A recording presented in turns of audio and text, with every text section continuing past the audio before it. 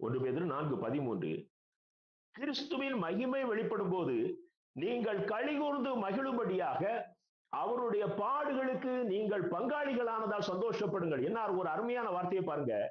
கிறிஸ்துவின் மகிமை வெளிப்படும் போது நீங்கள் களிகூர்ந்து மகிழும்படியாக.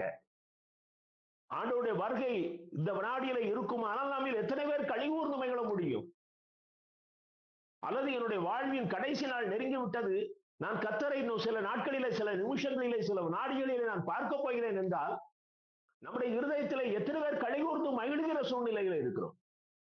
எவ்வளவு அழகாக பேசுகிறார் பாருங்க.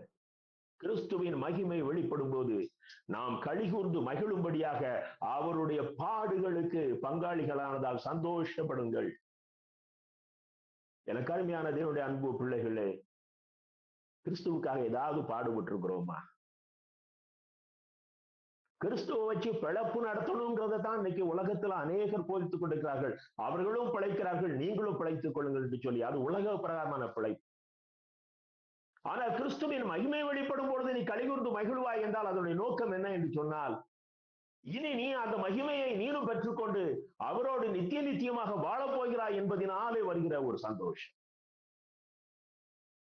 அப்படிப்பட்ட மகிழ்ச்சி உனக்கு வர வேண்டுமானால் நீ கிறிஸ்துவின் பாடுகளிலே உனக்கு பங்கு இருக்கணும்.